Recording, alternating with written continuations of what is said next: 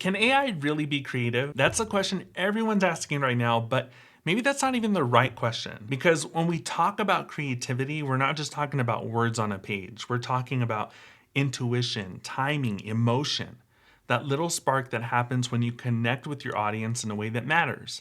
So this week, I ran an experiment. I gave AI and myself the exact same creative challenge. Same prompt, same topic, same audience.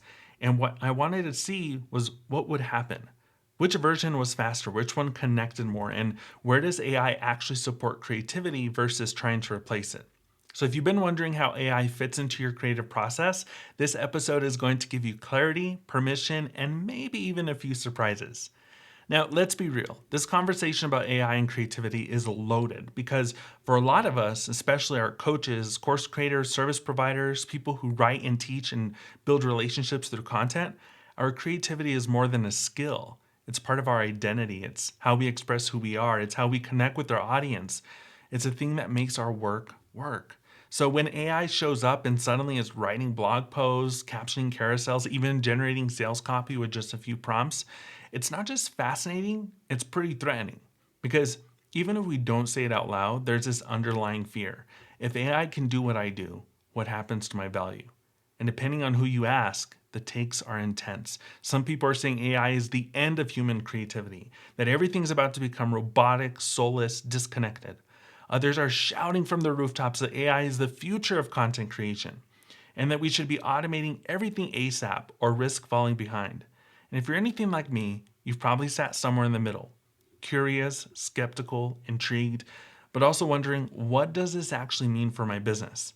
Can AI really help, or is it going to dilute everything that makes my brand unique? So that's what this episode is about, because I didn't want to just pick a side. I didn't want to make another hot take video. I wanted to test it. So I ran a little experiment. I gave both myself and AI the exact same creative challenge. I asked us both to write a piece of content, the same prompt, same topic, same goal, and then I compared the results. Not just in terms of grammar or structure, but in terms of connection. Did the AI version land? Did it feel human? Did it say something meaningful, or did it just go through the motions? And most importantly, where did AI actually support the process and where did it fall short? So that's what we're diving in today. I'm going to walk you through exactly what I tested, how I set it up, the results, and what I do differently next time. My goal isn't to convince you to use AI or to avoid it. It's to give you clarity, to give you data, to give you an honest human first perspective. So let's start with the hypothesis. So before we jump in to what happened, let's set the stage. Like any good experiment, we need a clear hypothesis. So here's the question I wanted to answer. Can AI create content that connects as deeply as something written by a human with lived experience? Not just content that sounds good, not just content that's grammatically correct or optimized for keywords, but content that actually resonates, that feels like it was written by someone who's been there, who understands their audience, who knows what needs to be said and how it needs to be said. Because if AI can do that, that changes the game. And if it can't, well, that tells us something important too. Now, it wasn't trying to beat AI. This wasn't a competition. It was more like an audition. I wanted to see, where does AI thrive? Where does it need support? And where is a human touch still absolutely essential? So here's how I structured the test. I chose a content format that most of us use every week, a sales email. But you could run this same test with Instagram, caption, YouTube hook, even a blog intro. The point was to choose something that requires a mix of clarity, strategy, and emotional connection. Next, I defined my criteria. I was evaluating the content on 4 key things.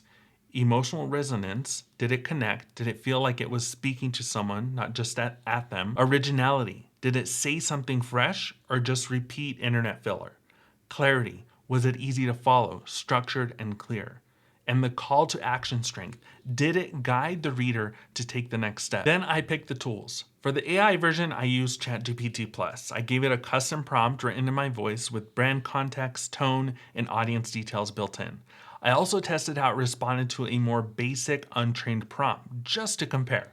So for the human version, aka me, I used my normal writing process. I gave myself the same brief, same topic, and same time limit. And to make it fair, I didn't use AI at any point in that version. Just me, a Google Doc, and a blank page. And then optional, I also ran both versions through launchgrid.ai to see how they performed with open rates and engagement, but that was more of a bonus layer. So the point of this wasn't to prove that humans are better or that AI is flawless. It was to see how AI can actually get to capturing real, emotionally intelligent, action-driven content and where it still falls short. Now let's walk through both versions of the content side by side and see how they stack up. So I gave AI and myself the same prompt. Write a short sales email promoting an upcoming live workshop for coaches and course creators who are curious about using AI but don't know where to start. The tone should be warm, encouraging, and aligned with a personal brand that values integrity and strategy. So let's start with the AI generated version. Here's what ChatGPT gave me. The subject line said, "Are you ready to use AI in your business? Let's do it together." And the body said, "Hi there. If you've been hearing a lot about AI lately, but you aren't sure how it fits into your business, you're not alone. That's exactly why I created my live workshop, Build Your AI Brain. And in just one session, I will show you how to use AI to create content, automate simple tasks, and free up time in your week without needing to be techy or complicated. This is a hands-on workshop designed for coaches and course creators who want practical, ethical ways to use AI right now. Click here to save your seat. Let's make AI your business partner, not your replacement. Talk soon, Andres." So let's talk about it. The structure is solid. It checks all the boxes. It has a clear intro, workshop name, benefits, CTA. It's not robotic, but it does feel a little generic. It sounds like a polished email template. Functional, yes. Emotionally connected, not quite. Now here's my human written version using this same brief. The subject line goes, "You don't need to be techie to use AI like a pro." And the body says, "Hey friend, if AI has been feeling like something you should be using, but also kind of secretly avoiding, you're not alone. I talk to coaches and creators every week who say this same thing. I know AI could help me, but I just don't know where to start." And that's exactly why I'm teaching my live workshop, Build Your AI Brain. In this 90-minute session, I'll walk you through how to train AI to think like you so your content, your voice, and your values stay front and center. You'll leave with a personalized setup you can start using that same day. No overwhelm, no jargon, just one system that actually helps save time. Join us here with a link. You've got the vision, let AI support it. Andres. Okay, so what's the difference? The structure is similar, but the emotion, that's where it shifts. My version mirrors the real language I hear from my audience. It opens with empathy, it reassures, and it connects the dots between fear and possibility. That's the part AI still struggles with unless it's very carefully trained. But now I want to hear from you. Which one connected more to you? So drop a comment below and let me know which version felt more like something you would write or would want to receive. Okay, let's move into the analysis. Let's break it down because now that you've seen both versions side by side, it's time to get real about what AI actually does well and where it still struggles. So let's start with where AI wins. First, speed. This one's obvious, but it's worth emphasizing. AI is fast. That email draft I read earlier, it took ChatGPT about 30 seconds to produce once I gave it the prompt. And in a world where we're constantly juggling marketing, admin, content, client work, launches, and maybe sleep, having something that can give you a starting point in under a minute, that's a real asset. Second, structure. AI is incredible at structure. It knows the basic flow of a solid email, blog post, or sales page. And if you're someone who gets stuck staring at a blank screen wondering how to start, AI can remove that friction immediately. You don't have to reinvent the wheel every time. It gives you the bones so that you can add the heart. Third, it's on brand once it's trained. This one is big. The better your inputs, the better the output. So if you take the time to train your AI, you give it your tone, your audience, your values, it gets smarter. It can start to mirror your voice, your phrases, even your pacing.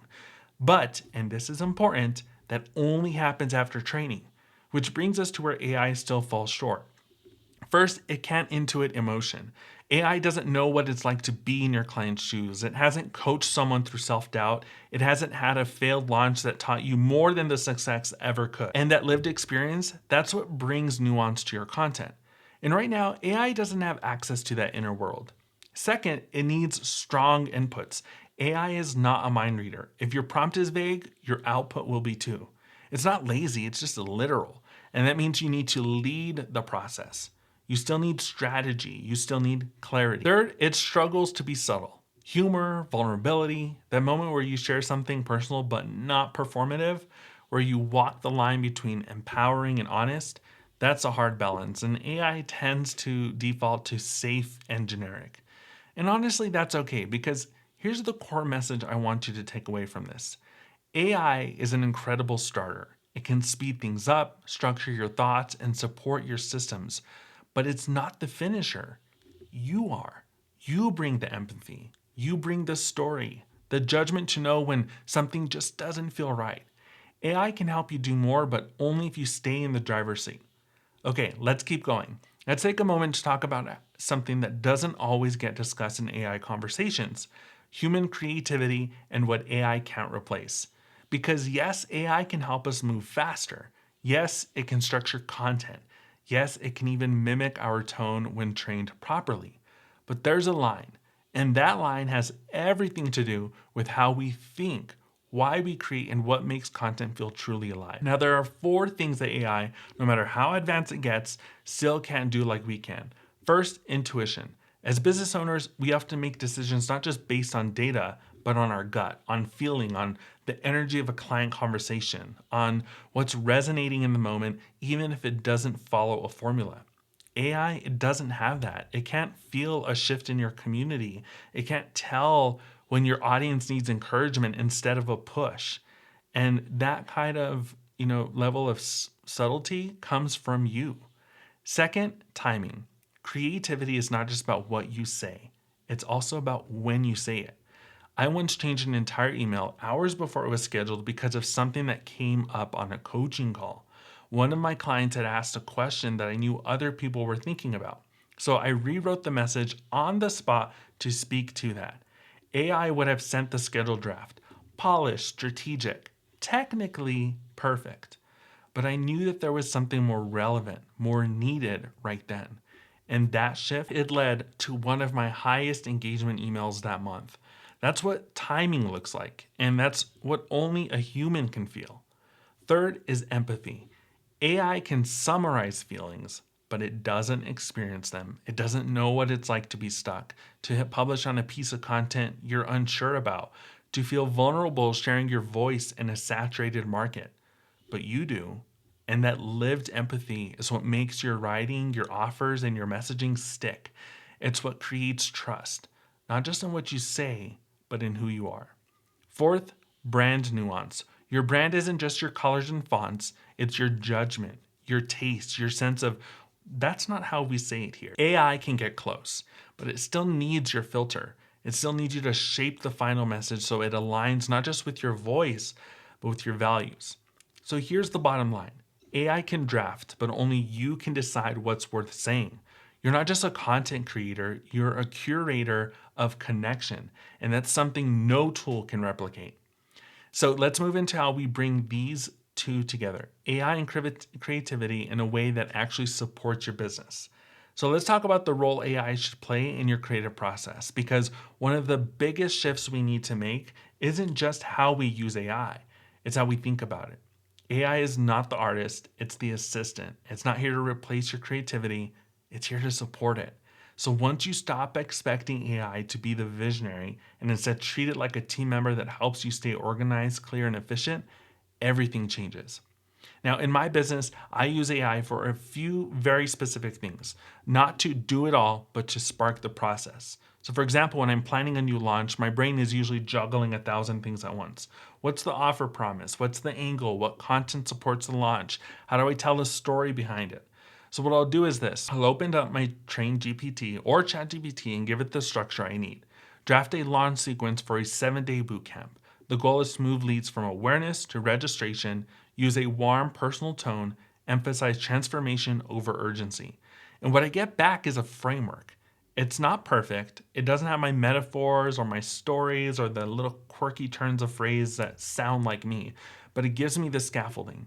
It lays out the bones of a sequence: a high-level email flow, strong CTAs, ideas for pre-launch content, headline variations I can play with. And what that does is it frees me up to focus on what matters most: the message, the story behind the offer, the lived experience that makes it resonate. And instead of spending all my energy trying to figure out where to start, I get to spend my energy on refining, aligning, and delivering something that actually feels good to send. It's like having a co-writer who never runs out of ideas, but still needs you to shape the voice. And this is what I mean when I say AI is the constant. The variable is you. Your brand, your instincts, your edits, your sense of what's aligned and what's not. AI gives you speed, you give it soul.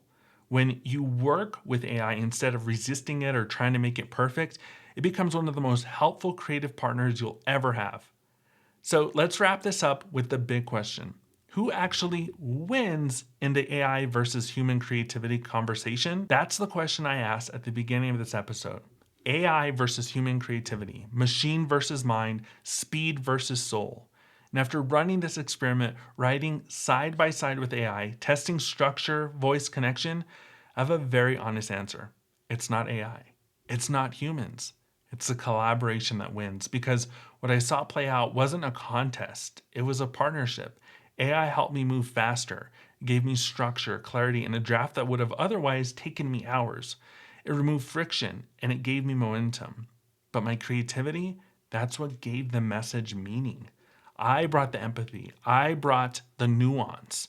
I brought the story that took the email or the caption or the launch plan from okay to this feels like me. AI didn't write for me, it wrote with me. And when I stayed present in the process, when I refined, I edited, and layered in my lived experience, it felt aligned, it felt authentic. So if you've been afraid to use AI because you think it's going to take over, what if the real truth is this? AI doesn't take the heart out of your business. It gives you more time to lead from the heart. What if you didn't have to carry the entire creative load alone? What if AI could take the first 60% and you just brought the final magic? What if it meant fewer nights staring at a blank doc and more space to coach, create, rest, or dream up your next offer? This isn't about letting go of your voice. It's about building systems that support your voice, that protect your capacity, that help you create consistently without burning out or outsourcing your soul. And look, AI still has its limitations. It's not intuitive, it's not emotionally aware, it doesn't replace the magic of human storytelling, but it can help you get started. And when your goal is to create impact, to scale sustainably, to build with intention instead of urgency, that's a win. So who wins? Not the machine, not the human, the relationship between them. The creator who knows how to use AI as a tool without losing what makes them human. And that creator, that can be you. So if this sparks something in you, if you're curious what it might look like to really implement this in your business, stick around, because in the next 2 minutes, I'm going to show you exactly where to start. Now, if this episode opened your eyes to what's possible with AI, but you still don't know where to begin, that's where the AI Automation Bootcamp comes in. This is a hands-on guided experience where I walk you through how to use AI without losing your voice, your integrity, or your connection to your audience. And in just 1 week, you'll set up 3 AI-powered workflows that feel aligned and personalized. You'll learn how to train AI to match your tone and message, and we'll automate the parts of your business that are draining your time without making it feel robotic. This isn't just another tech training, it's a system for business owners who want to scale with intention. No overwhelm, no pressure to be everywhere, just smart, ethical automation that supports the way you already show up. And if you want to finally stop overthinking AI and start using it in a way that actually helps your business grow, head over to andresolguin.com/bootcamp to save your spot. And if you enjoyed this episode, hit subscribe, because every week I drop new trainings on how to grow your business with AI without burnout, tech confusion, or losing your voice in the noise. You've got this, and I'll see you inside the bootcamp.